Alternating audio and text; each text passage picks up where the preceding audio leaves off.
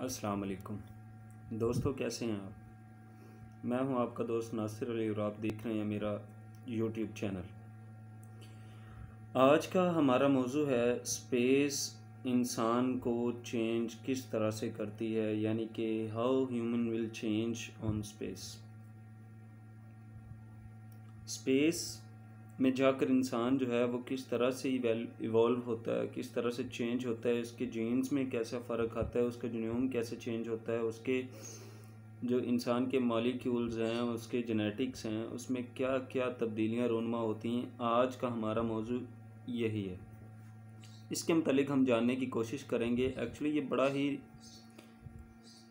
इंतहाई जो है ना वो अहम मौजू है। इस पर नासा ने अपनी एक रिसर्च हाल ही में शाया की है, तो हम उस रिसर्च के बारे में भी थोड़ा बहुत पता करेंगे और उससे ही ये जानने की कोशिश करेंगे कि स्पेस में इंसान पर कितने एक्सपेरिमेंट हुए, कहाँ कहाँ किस किस तरह से एक्सपेरिमेंट हुए और वो उनमें तब्दीलियाँ क्या क्या रोनमा हुई और उसके नताइज क्या निकले। तो इसके मतलब आज हम इस वीडियो में, इस वीलॉग में इंशाअल्लाह अज़्ज़ वजल जानने की कोशिश करेंगे। इस जो वीडियो है उसमें हम ये भी जानने की कोशिश करेंगे कि हमने स्पेस में जो सफ़र करना है फ्यूचर में, तो हमें चूँकि ये मालूम होना चाहिए कि स्पेस में जो हम सफ़र करेंगे उससे हमारा क्या हशर होगा, ये स्पेस हमारा क्या हमारे साथ मामला करेगी, स्पेस में जाने के बाद हमारे अंदर किस किस्म की तब्दीलियाँ आएंगी, ये सारे मामला जो हैं वो हम इस वीलॉग में इंशाअल्लाह अज़्ज़ वजल स्टडी करेंगे। इसके लिए जो मैंने आपको पहले बताया कि नासा ने जो अपनी स्टडीज़ जारी की हैं वो कुछ पेपर्स हैं, उनकी वेबसाइट पे आप जाके देख सकते हैं। नासा की 2019 में उन्होंने ये स्टडीज़ जो हैं वो शुरू की थी, तो इनको उन्होंने नाम दिया है ट्विन्स स्टडी का। इन जो पेपर्स या जो स्टडी स्पेस में इंसान पर की गई है उस प्रोजेक्ट को उन्होंने ट्विन्स स्टडी का नाम दिया है। 2019 में इस प्रोजेक्ट की पूरी तफसीलात जो हैं वो शाया कर दी गई थी। इसके बाद फिर इस मुताले को उन्होंने 2 एस्ट्रोनॉट से बढ़ाकर 16 एस्ट्रोनॉट कर दिया। मतलब पहले ये ट्विन स्टडी 2 अफराद पर मुश्तमिल थी, अब फिर आहिस्ता आहिस्ता उन्होंने इसको प्रोजेक्ट को बढ़ाया और 16 अफराद इसमें शामिल कर दिए। 16 एस्ट्रोनॉट्स पर इन्होंने ये स्टडी जो है वो मुकम्मल की। फिर 16 का डाटा जो है वो इकट्ठा किया और अब उसने दुनिया के सामने मतलब कि नासा ने रखना शुरू कर दिया है कि ये 16 जो एस्ट्रोनॉट्स हैं वो स्पेस में गए, उनमें कौन कौन सी तब्दीलियाँ रोनमाई और क्या क्या तब्दीलियाँ रोनमाई वो सामने उन्होंने अब इनका जो तफसीली जायज़ा है वो रखना शुरू कर दिया है। अब आहिस्ता आहिस्ता 16 का जो डाटा है उसको कंपेयर कर रहे हैं। कंपेयर करने के बाद सारी स्टडीज़ जो हैं वो दुनिया के सामने रख दी जाएंगी। ये बहुत जल्द किया जा रहा है। इस मुताले के बाद, इस स्टडी के बाद, ट्विन स्टडी प्रोजेक्ट के बाद हमारे सामने बहुत ऐसी बातें आई हैं जिनके मतलब हम सोच भी नहीं सकते थे कि जो स्पेस है वो हमारे साथ इस तरह का जो है वो करेगी। इतनी तब्दीलियां रोनमा होंगी स्पेस में जाके। ये स्पेस इंसान को इतना जो है वो चेंज कर देगी, इतना ख़राब या तब्दील कर देगी। तो ये स्टडी जो है ये दुनिया की सबसे बड़ी स्टडी है जो नासा ने की है, ट्विन स्टडी। और इसके लिए इंतखाब किया गया था 2 जुड़वा भाइयों का। अमेरिकन की रियासत टेक्सास में ये दोनों भाई रहते हैं, ठीक है। तो इनके नाम जो थे, उनमें जो एक गया था उसका नाम सिर्फ शाया किया गया है, उसका नाम था स्कॉट कैले। तो ये स्कॉट कैले जो था और इसका जो ट्विन ब्रदर था, इन दोनों पर ये स्टडी जो है वो रिसर्च पेपर्स जो है वो शुरू किए गए थे। और स्कॉट कैले जो है उसको स्पेस में भेजा गया था, जबकि इनके जुड़वा भाई को ज़मीन पर ही रखा गया था। तो इनके सारे जो हैं वो मेडिकल टेस्ट जो ज़मीन पर रह गए थे उनके भी टेस्ट किए गए, जो जिनको स्पेस में स्कॉट कैले को जो भेजा गया था उनके भी पहले टेस्ट किए गए थे। मतलब दोनों के पहले टेस्ट किए गए, फिर उनका डाटा जो है वो इकट्ठा किया गया। उसके बाद स्कॉट कैले को स्पेस में भेज दिया गया। स्पेस में जाने के फ़ौरन बाद फिर उनका टेस्ट हुआ, फिर उस टेस्ट के रिज़ल्ट रखे गए। फिर वापस जब वो स्पेस से आए तो उनका फिर टेस्ट दोबारा किया गया और उनको उनके अपने टेस्ट के साथ पहले कंपेयर किया गया। स्कॉट कैले वहाँ पर 340 दिन स्पेस में रहे थे, उसके बाद ज़मीन पर आ गए। आते ही उनके फिर दोबारा टेस्ट हुए थे। मैं आपको पहले बता चुका हूँ, दोबारा टेस्ट किया गया और उनका मुआवजना किया गया। उनके पहले टेस्टों के साथ, जो उनके पहले टेस्ट हो चुके थे, उनका मुआवजना उनके साथ किया गया। तो साथ ही साथ उनके भाई के टेस्ट जो पहले लिए गए थे उनके दोबारा फिर टेस्ट लिए गए और उनका दोबारा मुआयना किया गया। दोनों का मुआयना किया गया और उनको ये देखने की कोशिश की गई कि दोनों में किस किस्म की तब्दीलियाँ आई और कितनी किस्म की तब्दीलियाँ रूनुमाई हुई। उसके बाद उनका डाटा इकट्ठा किया गया, उसको एनालाइज किया गया। तो 340 दिन रहने के बाद स्पेस ने उनमें जो उनके अंदर फिजियोलॉजिकली, मॉलिकुलरली और जेनेटिकली और दिमागी तौर पर जो तब्दीलियाँ रूनुमा की थी, ये सब देखने की कोशिश की गई और ये भी देखने की कोशिश की गई कि जिसमें कितनी किस्म की तब्दीलियाँ रूनुमा हुई। इन सब चीज़ों का मुताला किया गया और उनकी एक स्टडी के बाद पेपर भी इशू किए गए थे, जो मैं आपको पहले बता चुका हूँ। जो वीडियो के शुरू में मैंने आपको बताया कि ये जो पेपर्स हैं वो इशू किए गए थे। लेकिन स्पेस इतनी अहम चीज़ क्यों है? सबसे अहम जो क्वेश्चन अभी रेज होता है वो ये है कि स्पेस इतनी अहम चीज़ क्यों है और इसमें स्टडी करने वाली कौन सी चीज़ें हैं। तो मैं आपको बता रहा हूँ, सबसे अहम चीज़ है ग्रेविटी। स्पेस में जो स्टडी करने के लिए सबसे अहम चीज़ है वो है ग्रेविटी। इंसान ज़मीन की ग्रेविटी पर इवॉल्व हुआ है, ये तो हमें पता है कि इंसान जो है वो ज़मीन की ग्रेविटी पर इवॉल्व हुआ है। अगर इंसान की ग्रेविटी, ज़मीन की ग्रेविटी इवॉल्व ना हुआ होता तो ये हमारी शक्ल ना होती, क्योंकि ज़मीन की जो ग्रेविटी है वो 9.8 पर स्क्वायर मीटर है। तो ज़मीन की जो ग्रेविटी है वो अगर 9.8 पर स्क्वायर मीटर ना होती तो हमारी ऐसी शक्ल ना होती, हमारी ये जो इवैल्यूएशन हुई है वो ना वक़ूफ़ पज़ीर होती, हम इस तरह से नज़र ना आ रहे होते, हमारी जो अपीयरेंस है वो इस तरह से ना होती, हमारी शुबाहत जो है वो चेंज होती। इसलिए जब भी हम किसी और दूसरी ग्रेविटी पर जाएंगे, किसी और दूसरे प्लैनेट पर जाएंगे या किसी स्पेस में जाएंगे या किसी अपनी ग्रेविटी से इवॉल्व बाहर निकल के किसी और ग्रेविटी में जाएंगे, तो चूंकि वहाँ पर 9.8 पर स्क्वायर मीटर ग्रेविटी नहीं होगी तो वो चेंज होगी, या ऊपर होगी या नीचे होगी। तो उससे हमारी जो शक्ल है, हमारी जो जिसामत है, हमारे जीन्स हैं, हमारे जेनेटिक्स हैं, इन सब चीज़ों में, हमारी हड्डियों में कुछ तब्दीलियाँ रूनुमा होंगी, हमारे मॉलिक्यूल्स में कुछ तब्दीलियाँ रूनुमा होंगी, जो ज़मीन के लिहाज से काम कर रहे होंगे उनमें तब्दीलियाँ रूनुमा होंगी, क्योंकि वहाँ पर एटमॉस्फेरिक प्रेशर भी चेंज हो जाएगा। तो उससे जो हमारी चेंजेस आएंगी वो जो है वो इस स्टडी में उन्होंने वो आगे मैं आपको बताऊंगा कि किस तरह से उन्होंने जो है ट्विन स्टडी में इसके मतलब बताया है। तो वहाँ पर चूँकि ग्रेविटी बहुत ज़्यादा होगी या बहुत कम होगी तो हमारे अंदर तब्दीलियाँ आएंगी। साइंस के मुताबिक अगर ज़मीन की ग्रेविटी जो है वो चेंज हो जाए तो ज़मीन पर ही हमारी ये जो शुबाहत है वो चेंज हो जाएगी। मतलब हमारी जो शुबाहत है, ये शक्ल सूरत है, वो 9.8 पर स्क्वायर मीटर में बनी है, ये इस तरह से ही इवॉल्व हुई है, हमने ख़ुद को इस ग्रेविटी में ढाल लिया है, ये एक फैक्ट है। इसके साथ साथ एटमॉस्फेयर, ज़मीन के पास अपना एटमॉस्फेयर है, ये आपको याद होना चाहिए कि ज़मीन का अपना एटमॉस्फेयर है, लेकिन स्पेस के पास कोई एटमॉस्फेयर नहीं है, कोई कुर्रा हवाई है ही नहीं। वहाँ पर कॉस्मिक रेज़ जो हैं, कॉस्मिक्स रेज़ आपको पता होगा, अल्ट्रावायलेट रेज़ और रेडिएशन डायरेक्ट पड़ती हैं, तो वो भी इंसान पर डायरेक्ट असरअंदाज होंगी स्पेस में जाके, और उनका असर भी वो हम पर अपना दिखाएंगी, और हमने वो भी देखना है कि वो हमारे जिस्म में किस किस्म की तब्दीलियाँ जो हैं वो लाएंगी। फिर प्रेशर, वैक्यूम, ये दो चीज़ें जो हमें तब्दील करेंगी। साथ ही साथ ये मैं आपको स्पेस की बात कर रहा हूँ, और उसके अलावा साथ साथ स्पेस में या दूसरे सियारों पर अभी तक हमारा ख्याल है कि किसी किस्म की माइक्रोप्राइम्स भी नहीं हैं। माइक्रोप्राइम्स वो छोटे छोटे जो है वो जिनियोम होते हैं, हम कह सकते हैं, बल्कि छोटे छोटे जानदार हैं जो ज़मीन पर जैसे बैक्टीरिया, फंजाई, फंगस वगैरह पाए जाते हैं। तो हम ये समझते हैं, अभी साइंसदान ये समझते हैं कि इस तरह के माइक्रोप्राइम्स जो हैं वो अभी किसी दूसरे प्लानट पर या स्पेस पर मौजूद नहीं हैं। तो इनके ना होने की वजह से भी हमारे जिस्म पर जो है वो कुछ तब्दीलियाँ रूनुमा होंगी, वो तब्दीलियाँ हमको चेंज करेंगी, हमारे जीन्स को चेंज करेंगे, उसका असर हमारे ऊपर आएगा। तो चूँकि वहाँ पर ये किस किस्म की छोटी दुनिया मौजूद नहीं है, तो वो जो हमारी तब्दीलियाँ नज़र आएंगी वो फ़िलहाल हम बात कर रहे हैं इंटरनेशनल स्पेस स्टेशन की, जहाँ पर ये तजर्बा किया गया था। ये तजर्बा जो है वो सिर्फ 408 किलोमीटर जो ज़मीन के ऊपर स्पेस स्टेशन है उस पर किया गया। ये 408 किलोमीटर से ज़मीन से ऊपर अभी हमारा स्पेस स्टेशन है। अच्छा याद रहे, ये जो 408 किलोमीटर का दायरा है ना, ये अभी ज़मीन के कुर्रा हवाई के बिल्कुल बाहर का दायरा है। मतलब हम ये समझ लें कि दरवाजे के एक पाँव हमने बाहर रखा हुआ है और एक पाँव अंदर रखा हुआ है, तो ये हमारा 408 किलोमीटर का जो है वो फासला है ज़मीन के कुर्रा हवाई से। वहाँ पर हम घर का माहौल भी फील कर रहे होते हैं और बाहर का माहौल भी। दरवाजे का एक पाँव बाहर और एक अंदर हो तो हम दोनों जो है वो एटमॉस्फेयर को फील कर रहे होते हैं। तो इसी तरह 408 किलोमीटर पे हम ज़मीन के एटमॉस्फेयर को भी देख रहे होते हैं, बल्कि 90% इसी एटमॉस्फेयर में, इसी ग्रेविटी में ही होते हैं। ये अभी बाहर का मामला नहीं है, अभी और अगर हम इंशाल्लाह जाएंगे, जब स्पेस में फ्यूचर में जाएंगे, तो इसके अलावा और बहुत सारी तब्दीलियां आएंगी। वो अभी स्टडी जो है वो आगे जैसे जैसे साइंस तरक्की करेगी तो हमें पता चलता जाएगा। लेकिन यहाँ पर जो तब्दीलियाँ आई हैं, ये अभी यहाँ पर ही तब्दीलियाँ जो स्टडी की गई हैं वो ही बहुत ज़्यादा है।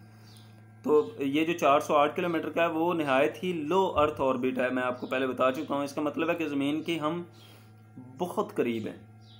इसकी मिसाल मैंने आपको दरवाजे की एक पाँव बाहर और एक अंदर की दी है, तो हम ज़मीन के बिल्कुल पास ही हैं। हमारा जो एटमॉस्फेयर है वो ज़मीन के बिल्कुल पास ही है। जो हमारा स्पेस स्टेशन है वो ज़मीन के बिल्कुल पास है। यहाँ पर इंसान लगातार ज़मीन पर फ्लो करता रहता है, फॉल करता रहता है। इससे हमें जो है वो इंसान तैरते हुए नज़र आते हैं। वो आपने देखा होगा कई वीडियोज़ में कि वो तैर रहे हैं, उनकी खुराक तैर रही, तो वो वहाँ पर इसलिए हम तैरते हुए नज़र आ रहे होते हैं, क्योंकि वह ज़मीन पर फौरी तौर पर फॉल कर रहे होते हैं। उसके अलावा नासा ने इस जगह पर जो तजर्बा किया, वहाँ सबसे पहले स्कॉट कैले पर तजर्बा किया, फिर 16 मज़ीद लोगों को स्पेस में भेज कर उन पर तजर्बा किया गया और उनका डाटा इकट्ठा किया गया। लेकिन इससे पहले हम बहुत से जानवर भी स्पेस में भेज चुके हैं, ये आपको पता होना चाहिए। हम बंदर भेज चुके हैं, हम फ्रूट फ्लाइज भेज चुके हैं, चूहे भेज चुके हैं, इन पर भी बहुत सारे तजर्बात कर चुके हैं। लेकिन नतायज तकरीबन एक जैसे ही आए हैं, एक जैसे ही नतायज, जैसे स्कॉट कैली में तब्दीलियाँ आई वैसे ही इन जानदारों में, इन जानवरों में भी तब्दीलियाँ आ चुकी हैं। बिल्कुल सेम तब्दीलियाँ वहाँ पर भी नोट की गई और यहाँ पर भी नोट की गई। तो कोई ऐसी ख़ास तब्दीली जो है वो नोट नहीं की गई कि इन जानवरों में आई हो लेकिन इंसान में ना आई हो। तो वो कौन सी तब्दीलियाँ जो हमारे जिस्म में वक़ूफ़ पज़ीर होती हैं जब हम स्पेस में जाते हैं, तो सबसे पहले तब्दीली होती है क्योंकि चूँकि हमारा जिस्म जो है वो सेल्स से मिलकर बनता है। हमारे जिस्म के सेल्स का एक पावर हाउस होता है जिसे हम माइटोकॉन्ड्रिया कहते हैं। ये जो माइटोकॉन्ड्रिया होता है ये हमारे जिस्म के सेल्स का पावर हाउस, बिजली सप्लाई करने वाला होता है।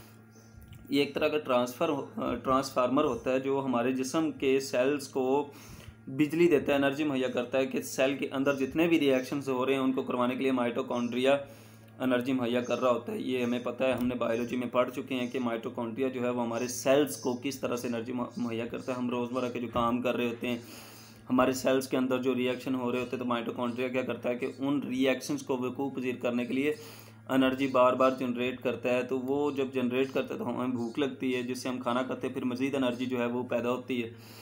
तो इस तरह ये हमारा सिस्टम जो है वो चल रहा होता है। तो सबसे पहले स्पेस में जाने के बाद ये माइटोकॉन्ड्रिया चेंज हो जाता है, इसका काम जो है वो चेंज हो जाता है। सबसे बड़ी जो तब्दीली आती है वो इसकी, यानी कि माइटोकॉन्ड्रिया की तब्दीली ही है, और इसके बदलने की वजह से हमारे सेल की जो असल साख्त है, वो काम करने की सलाहियत वो बदलना शुरू हो जाती है।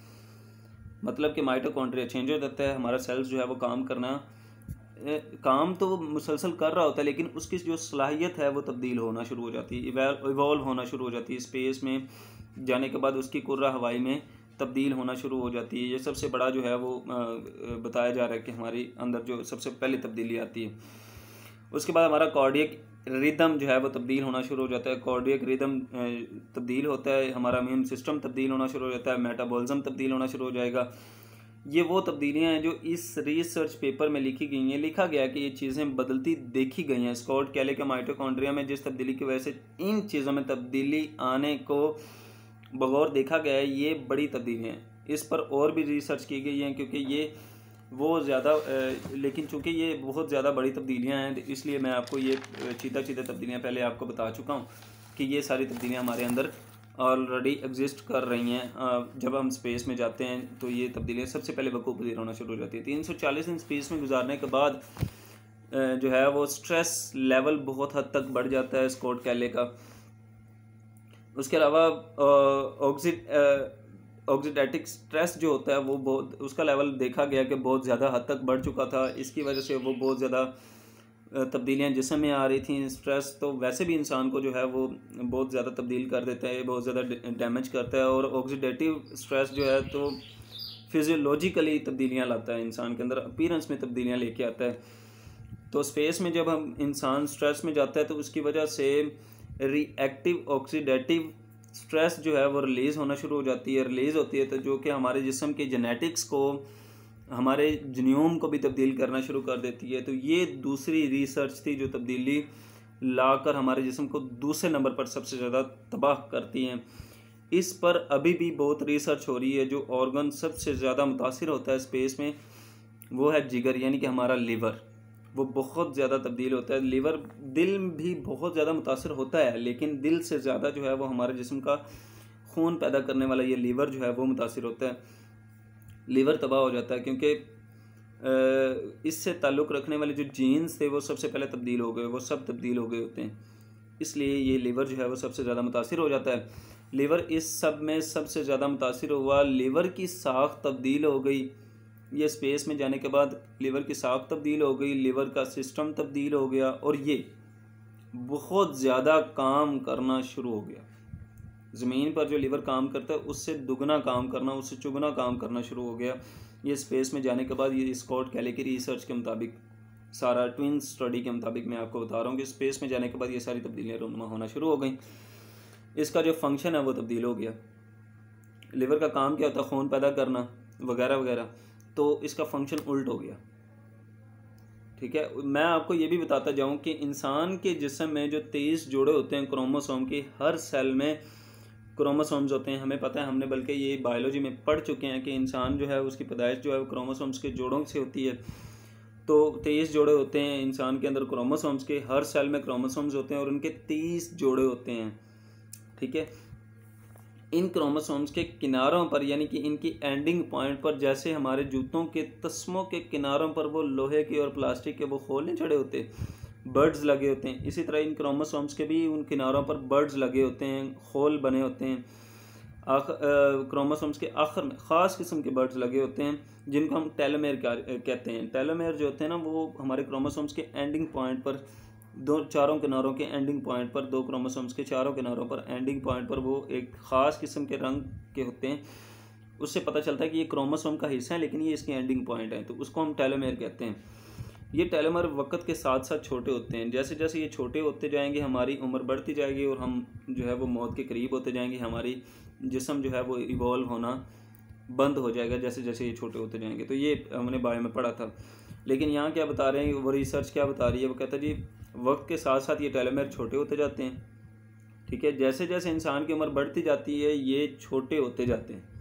ये तो ज़मीन की बात कर रहे हैं कि एटमॉस्फेयर में ज़मीन के 9.8 पर स्क्वायर मीटर में ये छोटे छोटे होते जाते हैं। जैसे जैसे सेल 2 हिस्सों में तकसीम होता जाता है वैसे वैसे ये छोटे होते जाते हैं। टेलोमेयर छोटे होने से आखिरकार एक वक्त आता है कि सेल मज़ीद तकसीम होता ही नहीं है, वो काबिल ही नहीं रहता कि मज़ीद तकसीम हो जाए, जिससे ये टेलोमेयर मज़ीद बिल्कुल बारीक हो जाते हैं, बिल्कुल छोटे हो जाते हैं। तो उम्र के साथ साथ टेलोमेयर छोटे होते हैं और इसके अलावा सेल की तकसीम के साथ साथ भी छोटे होते हैं। ये हमें पता चल गया कि सेल की जैसे जैसे तकसीम होगी ये टेलोमेयर जो हैं वो छोटे होते जाएंगे और जैसे जैसे हमारी उम्र बढ़ती जाएगी ये टेलोमेयर छोटे हो जाते हैं। लेकिन जब स्कॉट कैले को स्पेस में भेजा गया, ये यहाँ पर सबसे अहम जो है वो स्टडी है, बल्कि पॉजिटिव स्टडी है कि जब स्कॉट कैले को स्पेस में भेजा गया तो उनके जो टेलोमेयर्स थे, क्रोमोसोम के टेलोमेयर्स का मुताला किया गया, तो स्पेस में जाने के बाद उनके टेलोमेयर्स छोटे नहीं हुए बल्कि बढ़ गए। जब वो स्पेस में जाने लगे थे तो उनकी स्टडी की गई, उनके टेस्ट किए गए, तो उनके जो क्रोमोसोम्स के टेस्ट थे स्पेस में जाने से पहले की बात है कि वो उनके टेलोमेयर्स मज़ीद तकसीम दर तकसीम होकर छोटे हो रहे थे, बिल्कुल छोटे होते जा रहे थे जैसे हम आम आदमी के हो रहे हैं। लेकिन जब ये स्पेस में चले गए तो स्पेस में 340 दिन रहने के दौरान इनके जो सैंपल्स लिए गए उनमें भी, और स्पेस से वापस आने के बाद जो सैंपल्स लिए गए उनमें भी इनको जो टेलोमेयर थे वो मज़ीद बढ़ना शुरू हो गए। उनमें जो तब्दीली मुस्बत आई वो बढ़ रहे थे, मतलब कि इनकी उम्र बजाय कि बढ़ने के इनकी उम्र कम हो रही थी, अपीयरेंस इनकी कम हो रही थी। तो ये एक पॉजिटिव स्टडी है। जो ज़मीन पर वापस आने के बाद वो दोबारा जो है वो छोटे होना शुरू हो गए थे। स्कॉट कैले जब ज़मीन पर वापस आए तो उनके एक ख़ास दिन के बाद से फिर दोबारा ये टेलोमेयर्स जो हैं वो छोटे होने शुरू हो गए।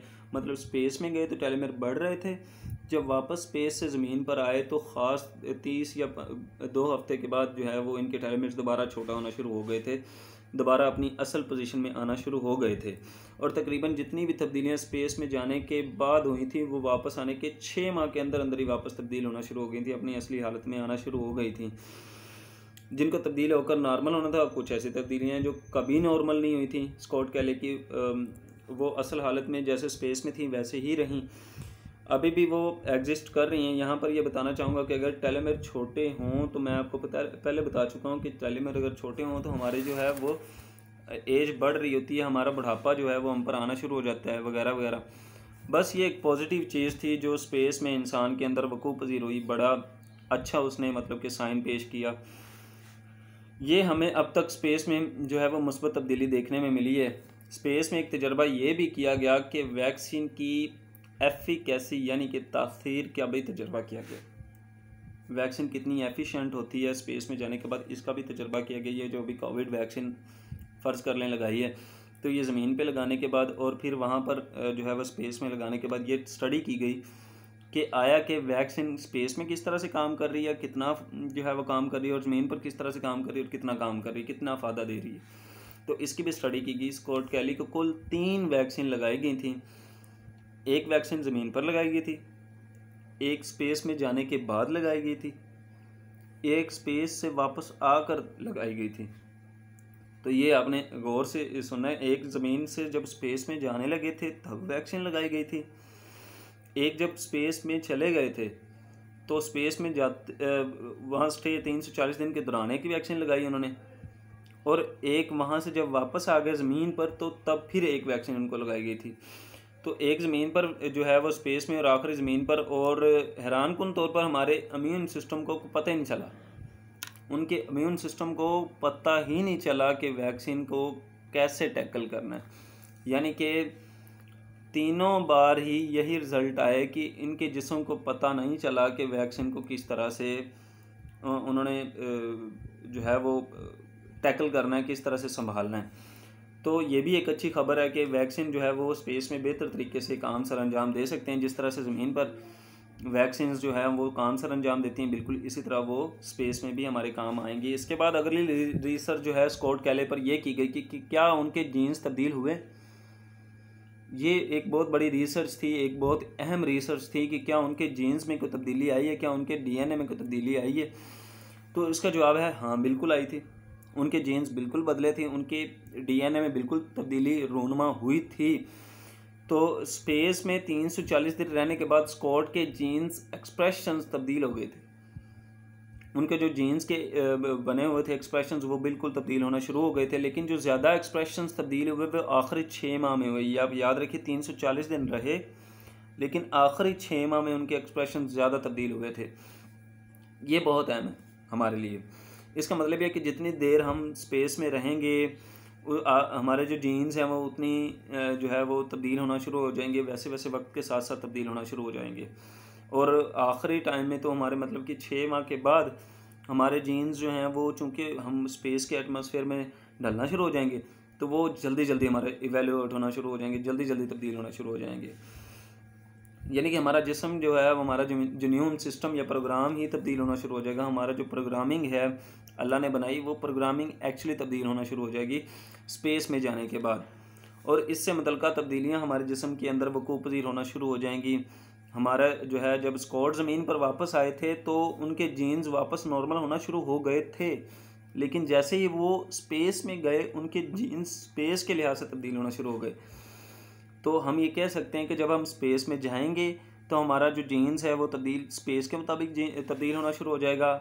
हमारा जो इम्यून सिस्टम है प्रोग्राम है उसमें तब्दीली आना शुरू हो जाएगी। और जब वापस हम ज़मीन पर आएंगे तो हमारा जो जीन्स है वो दोबारा से हमारे ज़मीन के एटमॉस्फेयर के मुताबिक तब्दील होना शुरू हो जाएगा, इवेल्यूएट या वापस नॉर्मल हालत में आना शुरू हो जाएगा। 9.8 पर स्क्वायर मीटर की हालत में वापस आना शुरू हो जाएगा। तो लेकिन ये याद रखिए कि सारे जीन्स वापस इवेल्यूएट नहीं होंगे, बल्कि 91.3% जीन्स जो हैं वो वापस अपनी असली हालत में आ जाएंगे, बाकी वैसे के वैसे ही रहते हैं। ये रिसर्च कह रही है कि स्कॉट कैले के 91.3% जो जीन्स हैं वो तब्दील हो गए थे ज़मीन पे आने के बाद, लेकिन बाकी वैसे ही रहे। तो इससे ये हमें एक रिसर्च पता चला। तो अब इसका मतलब ये है कि स्कॉट कैले अब वो इंसान नहीं है जो स्पेस में जाने से पहले थे। स्पेस में जाने के बाद वो तब्दील हो गए।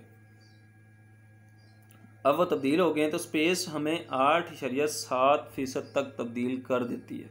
ये तो हमारी रिसर्च का जो नतीजा है वो ये निकला कि स्पेस हमें 8.7% तक 340 दिन के अंदर अंदर तब्दील कर देती है। ये कंफर्म हो गया, जिसके असरात आहिस्ता आहिस्ता हमें पता चलते हैं। इसके असरात आहिस्ता आहिस्ता हमें पता चलेंगे भी। इसके अलावा दिमाग पर भी रिसर्च की गई थी, तो जो है वो रिसर्च हमारे जो कोग्निटिव फंक्शंस हैं उनमें कोई फ़र्क जो है वो पड़ता है या नहीं पड़ता, इस पर रिसर्च की गई थी। दिमागी तौर पर कोग्निटिव फंक्शंस जो हैं वो हमारे किस तरह से तब्दील होते हैं, ये इवॉल्व होते हैं या नहीं पता। तो पता चला कि दिमाग की प्रोसेसिंग में कोई ख़ास फ़र्क नहीं आया। दिमाग हमारा उसी तरह काम कर रहा था, सही तरीके से काम कर रहा था। क्योंकि जो है अलबत्ता ये ज़रूर है कि स्कॉट ज़मीन पर वापस आए तो 6 माह तक वो परेशान रहे थे, स्ट्रेस में आ गए थे। तो स्ट्रेस हमारे जिस्म में मौजूद रहा था, दिमाग हमारा सही तरह से काम कर रहा था, लेकिन उस स्ट्रेस की वजह से उनका दिमाग सही तरीके से काम नहीं किया। 6 माह तक परेशानी और स्ट्रेस बरकरार ही रहा। लेकिन बाद में चूँकि वो आहिस्ता आहिस्ता ठीक हो गए, उनको मेडिकेट किया गया, उनके जो दोबारा एटमॉस्फेयर में वो ढलना शुरू हुए तो दोबारा फिर ठीक हो गए थे। तो स्पेस में दिमागी प्रोसेसिंग में कोई ख़ास फ़र्क नहीं पड़ता, लेकिन हड्डियों की डेंसिटी जो है वो बढ़ जाती है, उस पर ख़ासा फ़र्क पड़ जाता है, बहुत ज़्यादा फ़र्क पड़ जाता है। हड्डियों की मजबूती आहिस्ता आहिस्ता कम होना शुरू हो जाती है, ये स्पेस में जाने के बाद होता है। तो हमारी हड्डियाँ जो हैं उसकी जो डेंसिटी है वो आहिस्ता आहिस्ता, उसकी वजह ये होती है कि स्पेस में हमारे जिस्म का मास कम हो जाता है 7% तक। यहाँ पर जो ज़मीन में हमारे जिस्म का जो मास होता है उससे 7% तक स्पेस में जाने के बाद हमारे जिस्म का मास तब्दील हो जाता है, कम हो जाता है। स्पेस में आप जितना भी वक्त गुजारेंगे, हर महीने हड्डियों की डेंसिटी जो है वो 0.5% तक कम हो जाती है, बिल्कुल 1 या 2% तक, बल्कि 0.5 से लेकर 2% तक हर माह कम होती जाती है। इससे हड्डियाँ कमज़ोर हो जाती हैं, आहिस्ता आहिस्ता जो है वो साइज़ में हमारी हड्डियाँ बढ़ना शुरू हो जाती हैं, और जो है वो हमारी डेंसिटी जो है वो कम होना शुरू हो जाती है। इसके बारे में भी हम आगे पढ़ेंगे, इसके बारे में भी रिसर्च की गई है। तो मैं इस पर आपको एक मुकम्मल वीलॉग जो है वो इंशाल्लाह बनाने की कोशिश करूँगा। लेकिन यहाँ पर ये काबिल ज़िक्र है कि हमारी हड्डियों का साइज़ बढ़ना शुरू हो जाता है और उनकी डेंसिटी जो है वो कम होना शुरू हो जाती है, उनकी मजबूती जो है वो कम होना शुरू हो जाती है। हम ये जानते हैं कि हमारे जिस्म में बहुत सारे बैक्टीरिया भी पाए जाते हैं, बहुत सारे गिट मौजूद हैं, गट मौजूद है बैक्टीरिया के। जिस तरह हमारे मैदे में भी बैक्टीरिया मौजूद है, इसी तरह चूँकि चीज़ों को डाइजेस्ट करने में वो बैक्टीरिया हमारे मैदे की मदद करते हैं, जिसे हम माइक्रोबायोम भी कहते हैं। माइक्रोबायोम्स जो हैं वो हमारे मैदे के अंदर खुराक को हज़म करने में हमारे मैदे का बहुत बड़ा साथ देते हैं। लेकिन चूँकि स्पेस में मखसूस चीज़ को ही खा सकते हैं, हर चीज़ नहीं खा सकते, इसलिए इसकी तब्दीली का अंदाज़ा लगाया जा रहा है कि इसमें कितनी तब्दीलियाँ आई हैं, किस किस्म की कितने ख़ास तब्दीलियाँ आई हैं। अभी इसके मतलब हम कुछ नहीं कह सकते, लेकिन ये याद रहे कि हम ये अब ये कह सकते हैं कि स्पेस में जाने के बाद हमारा जो डाइजेस्टिव सिस्टम है वो भी तब्दील हो जाएगा। ये कह सकते हैं कि हमारा डाइजेस्टिव सिस्टम तब्दील हो जाएगा, लेकिन इसका अंदाज़ा जो है वो अभी आहिस्ता आहिस्ता लगाया जा रहा है, तखमीना लगाया जा रहा है कि कितना तब्दील होगा। ये तयशुदा है कि वो तब्दील हो जाएगा। मैं आपको मज़ीद कुछ तब्दीलियों को बता देता हूँ। ये हमारे मसल्स जो है ना वो भी तब्दील हो जाएंगे, ये जो हमारे मसल्स हैं ये भी तब्दील हो जाएंगे। इसकी वजह यह है कि स्पेस में हम चूँकि बहुत ज़्यादा काम नहीं करते, बहुत ज़्यादा वर्क नहीं करते, चलते फिरते नहीं हैं, उड़ते ही रहते हैं, इसलिए हमारे मसल्स जो हैं वो तब्दील होकर कमज़ोर होना शुरू हो जाते हैं। यही वजह है कि एस्ट्रोनॉट जब भी ज़मीन पर वापस आते हैं तो वो उस तरह से चल फिर नहीं सकते, उठ नहीं सकते अपनी मदद, उनको या तो उठाया जाता है या उनको स्ट्रेचर पर लेके चले जाते हैं, तो सहारा देकर चूँकि उनको उठाते हैं, क्योंकि उनके मसल्स जो हैं वो कमज़ोर पड़ चुके होते हैं। ये एक हकीकत है कि जब हम स्पेस में जाते हैं तो वहाँ पर हम उस तरह से काम नहीं कर सकते ज़मीन की तरह, क्योंकि वहाँ पर हम सिर्फ उड़ रहे होते हैं, इसलिए वहाँ पर हमारे जो मसल्स हैं वो मज़ीद कमज़ोर होते जाते हैं। ब्लड की सर्कुलेशन ज़्यादा नहीं होती क्योंकि वहाँ ग्रेविटी नहीं है, इसलिए टांगों की तरफ ज़्यादा खून नहीं जाता, बल्कि वो सिर्फ सीने की तरफ ही रहता है। टांगों में ज़्यादा खून जाएगा नहीं, सीने में ज़्यादा खून रहेगा। दिल को बहुत काम जो है वो करने की ज़रूरत नहीं पड़ेगी, दिल बहुत ही स्लो पंप करना शुरू कर देता है स्पेस में जाने के बाद, ये भी याद रखिए। इसलिए दिल की रफ्तार भी कम हो जाती है। वहाँ पर जाने के बाद हमारा जो ब्लड प्रेशर है वो भी कम होना शुरू हो जाता है। दिल की श्रिंक जो रहते हैं वो स्पेस में दिल के जो है वो बड़े मसाइल पैदा करते हैं। स्पेस में जाने के बाद दिल का जो साइज़ है वो आहिस्ता आहिस्ता छोटा होना शुरू हो जाता है, क्योंकि वो काम ज़्यादा नहीं करता, तो वो कम होना शुरू हो जाता है। इसके अलावा लॉस विजन या विजन लॉस भी होना शुरू हो जाता है, हमारे जो चीज़ें भूलना शुरू हो जाती हैं। काफ़ी एस्ट्रोनॉट्स ने शिकायत की हैं कि उनको नज़र नहीं आता, धुंधला नज़र आता है, तो विजन जो है वो लॉस होना शुरू हो जाता है उसकी। लेकिन इसकी वजह एक ये भी है कि हमारी आंखों में एक फ्लूइड होता है, चूँकि माइक्रोग्रेविटी में जो पूरी तरह वो फ्लूइड काम नहीं करता, इसलिए हमें जो धुंधला जो है वो नज़र आना शुरू हो जाता है। इस पर भी काफ़ी रिसर्च की जा रही है कि बिनाई में कमी की वजह रेडिएशंस तो नहीं है, लेकिन बिनाई के मसाइल का भी काफ़ी ज़्यादा जो है वो स्पेस में जाने के बाद जिक्र होता है। जो फ़ायदे की बात है वो ये है कि स्पेस में इंसान का कद बढ़ जाता है। तो अगर आपका कद 6 फीट है तो स्पेस में जाने के बाद आपका कद जो है 5 सेंटीमीटर तक बढ़ जाएगा, लेकिन वापस आने के बाद कद वापस 6 फीट पर ही आ जाएगा। तो ये तब्दीलियाँ जो स्पेस में रहने की वजह से हमारे अंदर वकूफ़ हुई हैं, इससे पता चला है कि स्पेस में वक्त गुजारने या सफ़र करने से